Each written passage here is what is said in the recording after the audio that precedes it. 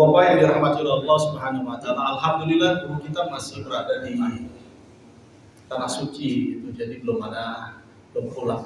Kabarnya dari Pak Ade ini hari Minggu pulang. Ya, mudah-mudahan kita semua dapat doa dari beliau. Bapak-bapak yang dirahmati oleh Allah Subhanahu wa taala, mungkin malam ini sedikit kita mengupas terkait tentang ikhlas ya, bab ikhlas. Sebelum pengantarnya begini pengantarnya.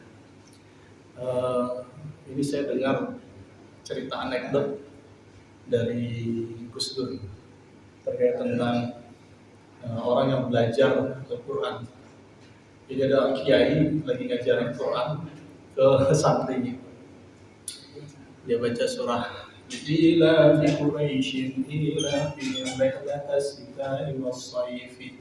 Dibacanya was-sayfi. Tapi kiainya bukan was-sayfi. Was-sayf kalau waqaf, kalau mati atau diberhentikan jangan dibaca. Jadi was-sayf. Diulangi lagi.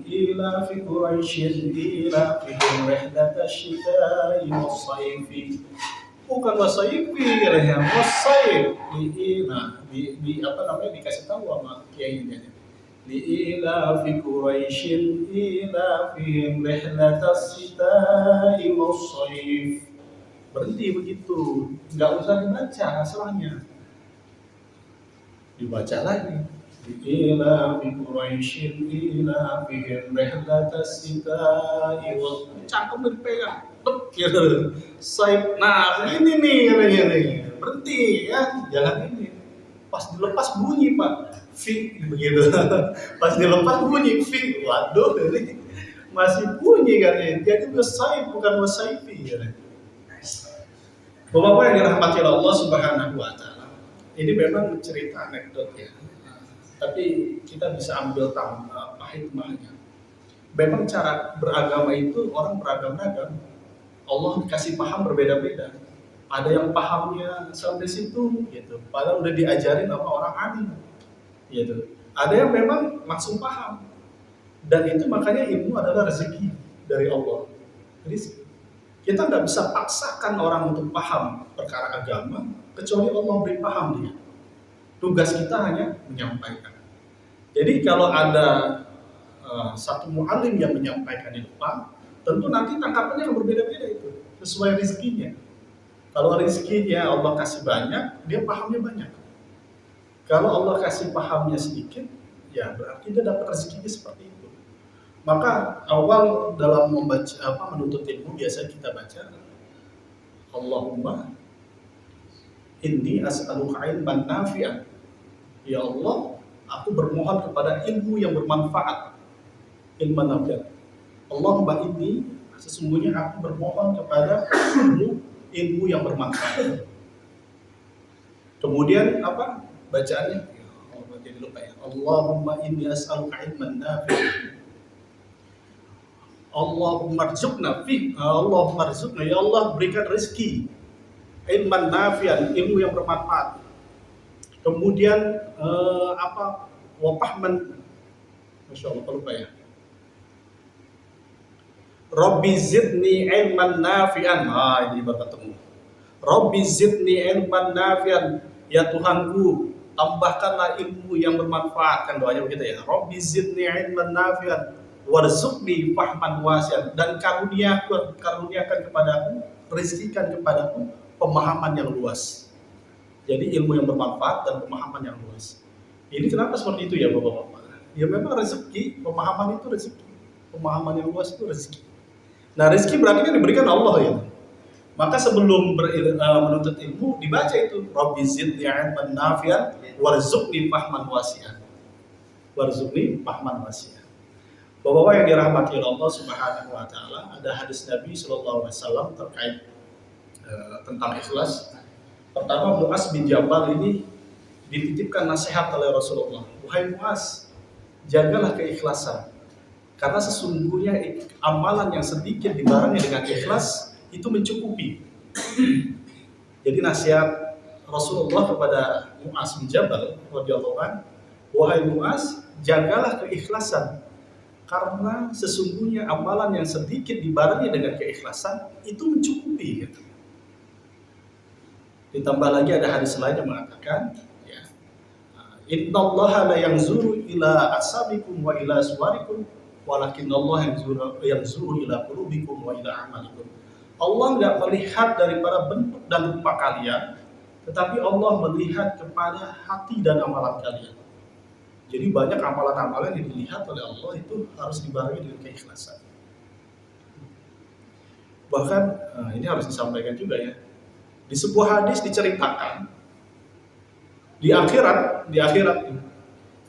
itu ada 3 orang yang tadinya mau lolos masuk ke surga, waduh dilempar ke neraka. Alhamdulillah jangan sampai terjadi pada diri kita. Yang pertama itu orang yang ahli dalam berperang. Tahu deh nih, maka pahala perang syahid itu ketika mati dan syahid itu pahalanya waduh indah sekali. Dinampakkan dan dilihatkan pahalanya tuh. Ini pahala orang jihad, orang yang wafat di medan perang seperti ini. Nah, orang yang ahli jihad ini mengatakan, oh iya itu, saya melakukan ini, itu segala macam. Itu saya yang lakukan. Maka dikatakan kazabta, engkau berbohong itu. Engkau ini berperang supaya dibilang pahlawan. Dan kamu sudah dapatkan di dunia katanya gitu. Kamu sudah dapatkan di dunia dan orang-orang mengatakan kamu pahlawan. Maka malaikat menariknya dengan wajah tertelungkup dan dilempar ke dalam neraka. Gitu. Itu orang mati syahid tapi karena pengen jadi pahlawan gitu, dibilang pahlawan. Yang kedua, ada orang yang belajar Al-Quran kemudian menjadi alim dan bacanya bagus. Wow, pahalanya bagus sekali itu, bagus sekali. Maka orang yang mengakui amalan ini, oh iya ini amalan saya, pahala saya ini seperti ini, karena saya di dunia ini belajar Al-Quran, saya paham Al-Quran, bacaan saya bagus dan seterusnya. Maka dikatakan kazabta, engkau berbohong, engkau berdusta. Engkau berbohong, engkau berdusta. Kenapa itu? Kenapa? Engkau ini di dunia belajar Al-Quran niatnya supaya dibilang alim katanya. Supaya dibilang pinter. Dan engkau ini bacaannya bagus belajar supaya kamu dibilang qori katanya. Supaya dipandang oleh manusia seperti itu. Maka malaikat menarik dia dengan wajah tertelungkup dan dilemparkan ke dalam neraka. Nauzubillah. Orang yang ketiga dalam hadis ini dikatakan, ini diberi kelapangan harta. Maka diperlihatkan itu yang namanya pahala sedekahnya. Oh, dia tertegun-tegun. Wah iya, ini saya pernah memberikan ini. Ini semua ditunjuk sama dia, betul itu amalan saya. Itu pasti pahala saya. Maka dikatakan kazabta, engkau telah berdusta. Engkau melakukan ini supaya engkau dipandang ini, dibilang dermawan dan seterusnya. Maka malaikat menarik dia dengan wajah tertelungkup dan dilempar ke dalam api neraka. Waduh, kira-kira kita nih Pak, amalan kita gimana nih kalau misalnya seperti ini nih, Masya Allah. Sedangkan ikhlas, orang ikhlas katanya kayak orang tidur. Kalau orang tidur dibangunin, udah tidur belum? Dia jawab, iya udah tidur. Berarti belum tidur tuh Pak. Gitu. Tapi kalau dibangun dia, udah tidur ya, dia diem aja, berarti udah tidur. Maka orang ikhlas nggak tahu kalau dia ikhlas. Orang ikhlas itu nggak tahu kalau dia ikhlas. Dan orang ikhlas itu seperti surat Al-Ikhlas. Qul huwallahu ahad, Allahus samad, lam yalid wa lam yulad wa lam yakul lahu kufuwan ahad. Ada nggak bacaan ikhlasnya? Nggak ada Pak. Tapi itu dinamai surat Al-Ikhlas. Ikhlas itu bukan dibicarakan, ikhlas juga bukan diomongkan, tidak dinampakkan, tapi ikhlas itu wujud ada. Gitu. Maka orang yang ikhlas itu tidak pernah merasa ikhlas. Maksudnya tidak merasa ikhlas, dia nggak tahu kalau dia ikhlas. Hadirin yang dimuliakan oleh Allah Subhanahu wa Ta'ala. Maka ikhlas juga inilah yang sulit diganggu oleh setan. Fabi'izzatika la ughwiyannahum ajma'in illa ibadika minhumul mukhlasin. Dengan ini setan lagi kesel sama manusia gitu, gara-gara dikeluarin dari surga, gara-gara nggak mau sujud, dia bilang, ya Allah, Kalau gitu akan ganggu nih dengan Pak Izzatiga tuh dengan apa ya? Dengan kekuatanmu lah, dengan ini akan kuganggu semua anak Adam kecuali hamba-hambamu yang kau ikhlaskan. Jadi yang ikhlas itu nggak kena goda tuh, karena frekuensinya beda. Kalau selain ikhlas masih ada keinginan-keinginan itu, maka setan masih bisa mendompleng pada emosi-emosi itu, pada perasaan-perasaan itu, pada frekuensi-frekuensi itu. Tapi kalau sudah ikhlas, setan tuh nggak bisa masuk dalam frekuensi itu. Apalagi mukhlasin, orang yang diikhlaskan oleh Allah. Jadi bedanya mukhlisin dengan mukhlasin. Kalau mukhlisin, orangnya masih belajar atau menginginkan ke arah ikhlas. Pengen ikhlas, wah sedekah nih pengen ikhlas, ya Allah bantu saya ikhlas. Tapi kalau mukhlasin, itu orangnya sudah diberi sifat ikhlas oleh Allah. Beda ya Pak ya? Jadi mukhlasin udah pasti mukhlisin. Tapi mukhlisin belum tentu mukhlasin. Mukhlisin masih dalam taraf usaha dia untuk menjadi ikhlas. Tetapi mukhlasin, orang yang diikhlaskan oleh Allah, itu orang yang memang sudah diperjalankan oleh Allah hatinya untuk ikhlas. Itu perbedaannya seperti itu. Jadi ada mukhlisin, ada mukhlasin. Ulama seperti itu. Alhamdulillah Bapak-bapak yang dirahmati oleh Allah Subhanahu wa taala. Mungkin di luaran ada yang berkata ikhlas nih, kita inna sholati wa nusuki wa mahyaya wa mamati lillahi rabbil alamin. Inna sholati sholatku wa nusuki ibadahku wa mahyaya hidupku wa mamati dan matiku karena Allah taala, lillahi rabbil alamin, untuk Allah, lillahi rabbil, Tuhan semesta alam.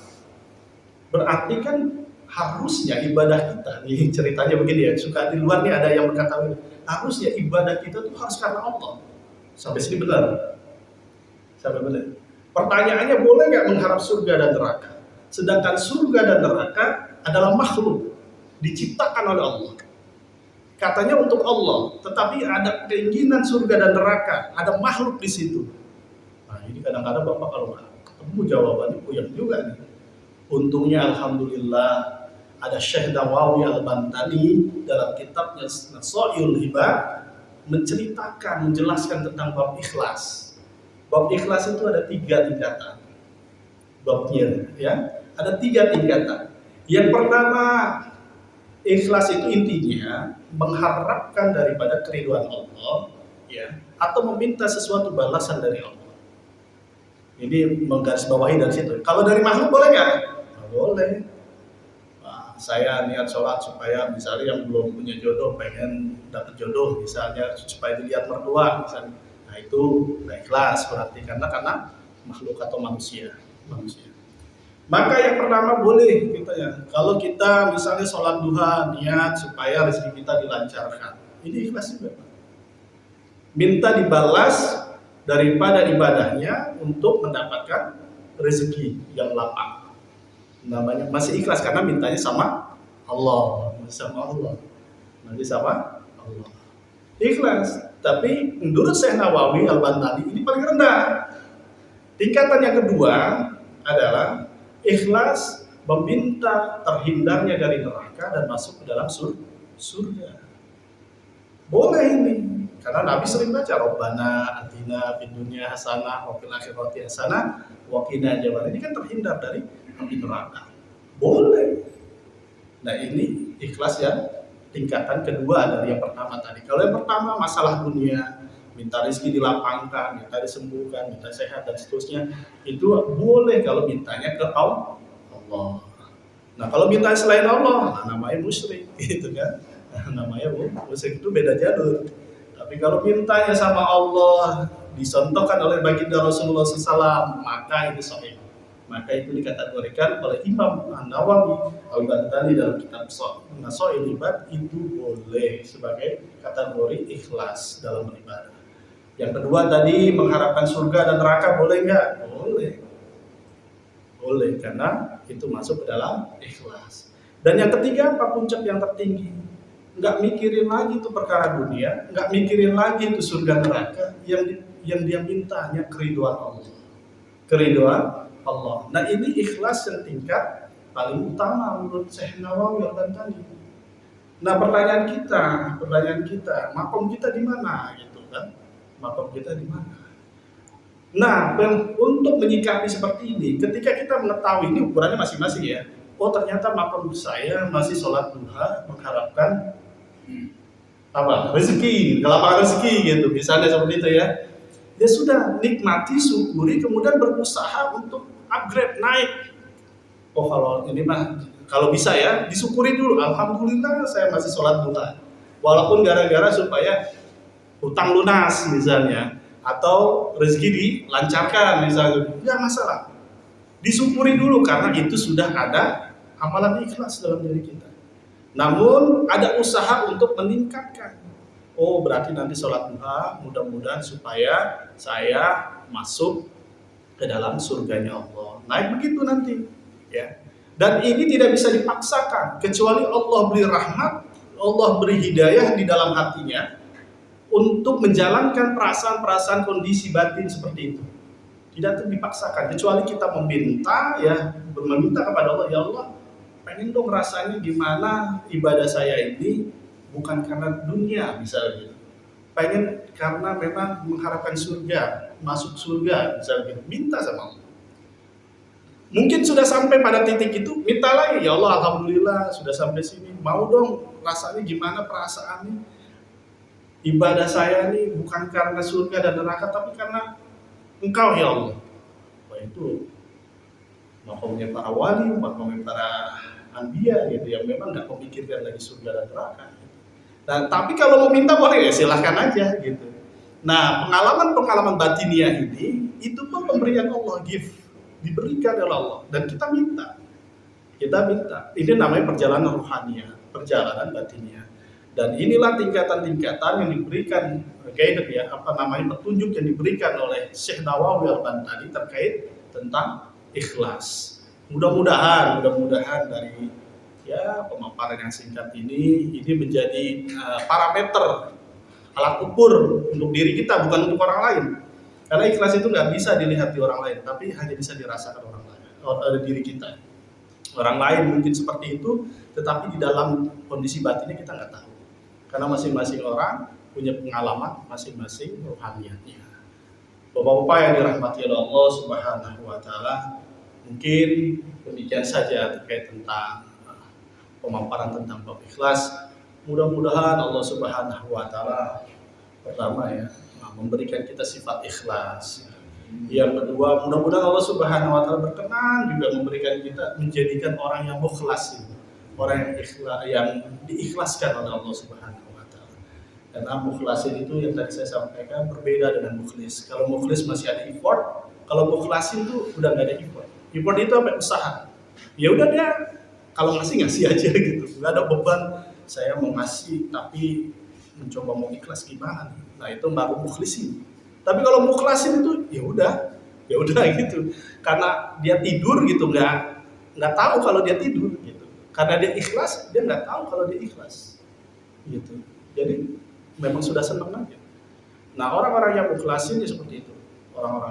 Orang mukhlisin misalnya contohnya lagi, saya mau tahajud nih, bangun malam tahajud gitu ya, dengan susah payah, itu namanya mukhlisin. Ya, berusaha untuk ikhlas bangun malam. Tapi kalau udah mukhlasin, ya udah bangun sendiri gitu. Bangun sendiri, udah jam sekian, bangun, sholat, dan seterusnya. Terbiasa, besok begitu lagi, mukhlasin. Dan ciri-cirinya mukhlasin itu istiqomah. Mukhlasin itu istiqomah. Kalau mukhlisin masih bisa, hari ini ikhlas, ngerjain, besok ada. Ikhlas, ngerjain, besok ada. Nggak apa-apa juga itu, nggak apa-apa, nggak ada yang salah. Nggak ada yang salahnya, terus aja belajar sampai dikasih sifat oleh Allah mukhlasin. Sampai waduh, ternyata alhamdulillah ya, sekian istiqomah, alhamdulillah. Ini bukan untuk dipamerkan ke orang ya, tapi alhamdulillah dalam bentuk syukur ke dalam diri. Alhamdulillah ya, sekian melakukan amalan ini, ternyata alhamdulillah misalnya 2 tahun tahajud nggak putus-putus, misalnya seperti itu. Biasanya orang mukhlasin itu tadi indikatornya. Kalau suka diskusi atau ngobrol, setahun dia melewati tahajud, maka setahun ke depan dia sudah dimudahkan oleh Allah. Gitu. Nah, coba kita 3 hari bangun, sehari kagak, buru-buru. Tapi nggak apa-apa, latihan terus Pak. Yang penting belajar untuk mukhlisin, belajar untuk mukhlisin. Ya. Nah, bapak-bapak bisa jadi dalam keadaan mukhlisin itu kita berusaha, Allah ridho. Allah ridho gitu. Ini hambaku nih pengen jadi mukhlasin, tetapi dia makomnya masih mukhlisin gitu, masih berusaha. Tapi usahanya susah payah, dia bangun malam gitu, misalnya kucek-kucek mata setengah 2, padahal masih nguap segala macam. Dia pengen tahajud, dia usahain. Bisa jadi rahmat Allah turun di situ. Dan dia naik derajat yang tadinya mungkin walaupun mukhlisin, tapi datang keriduan Allah, sebab daripada perjuangan dia. Gitu. Jadi ridho Allah tuh bisa datang pada makom-makom apapun yang ada. Bisa jadi orang yang sholat duha karena pengen rezekinya lancar, bisa jadi di situ keriduan Allah juga datang. Jadi keriduan Allah bisa datang di mana saja, ya, di makom mana saja, di level mana saja. Yang terpenting kita tetap istiqomah dalam perjalanan amaliyah kita. Gitu. Mau makomnya di mana, kita syukuri dan kita upgrade, kita tumbuhkan. Dan kita minta ya Allah ridho dalam perjalanan ini. Mudah-mudahan Bapak-Bapak itu saja yang bisa saya sampaikan atau kami sampaikan, kurang lebihnya mohon maaf. Jadi untuk malam hari ini cukup sekian. Oh ya, untuk besok insya Allah malam Jumat depan akan ada khataman Quran. Jadi Bapak-Bapak diminta untuk partisipasinya untuk menghatamkan Quran. Ya Bapak ya. Maju lagi dan terus apa lagi ya Pak Subur boleh lah nambah lagi ya Pak Subur belum nomor 3 ya alhamdulillah boleh. Baik bapak-bapak kita sama-sama tutup dengan doa astagfirullahaladzim astagfirullahaladzim astagfirullahaladzim اللهم صل وسلم على الأولين والآخرين وبارك وسلم ورضي الله تعالى عن كل صحابة رسول الله أجمعين آمين آمين يا رب العالمين حمدا شاكرين حمدا داعيا حمدا يوافي نعمه ويكافئ مزيدا يا ربنا لك الحمد ولك الشكر كما ينبغي لجلال وجهك الكريم وعظيم سلطانك يا ولد القدير يا خير الآخرين يا ذا القوة المتين يا رب رحم الفقراء والمساكين لا إله إلا أنت سبحانك إنا كنا من الظالمين اللهم تقبل وأرسل ثواب ما قرأناه من القرآن العظيم وما حللنا وصبحنا واستغفرنا وصلينا على سيدنا محمد صلى الله عليه وسلم هادية واصلة ورحمة نازلة وبركة ساملة وإلى حضرات حبيبنا وشفيعنا وقرة عيننا ومولانا محمد صلى الله عليه وسلم وإلى جميع أصحابه من الأنبياء والمرسلين والأولياء والشهداء والصالحين والعلماء العاملين والمصنفين المخلصين وجميع المجاهدين في سبيل الله رب العالمين والملائكة المقربين خصوصا ما شاء إلى رسولهم وروحهم وخصوصا إلى صحيح ورسولهم وروحهم وإلى آبائنا ولأمتنا ولأجدادنا وجدتنا ولمشايخنا ولأساتذتنا ولجميع أهل القبور من المسلمين والمسلمات والمؤمنين والمؤمنات من مشارق الأرض إلى مغاربها برها وبرها ونخصوص من اجتمعهن بسبب ولأجله اللهم اغفر لهم وارحمهم وعافهم واعف عنهم اللهم لا تحرمنا أجرهم ولا تفتنا بعدهم واغفر لنا ولهم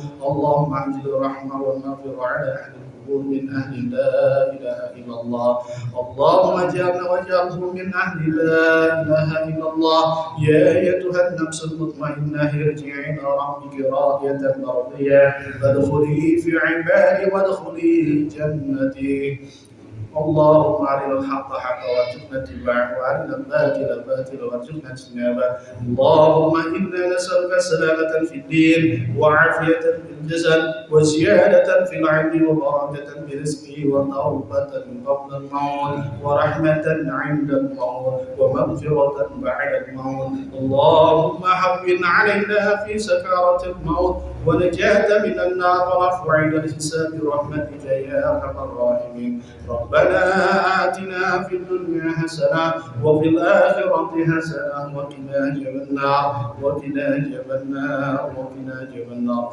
بفضلك سبحانك ربك رب العزة عما يصفون وسلام على المرسلين والحمد لله رب العالمين الفاتحة أعوذ بالله من الشيطان الرجيم. الحمد لله رب العالمين الرحمن الرحيم مالك يوم الدين إياك نعبد وإياك نستعين اهدنا الصراط المستقيم صراط الذين أنعمت عليهم غير المغضوب عليهم ولا الضالين آمين. سبحان الله وبحمده سبحانك اللهم وبحمدك أشهد أن لا إله إلا أنت أستغفرك وأتوب إليك. السلام عليكم ورحمة الله وبركاته.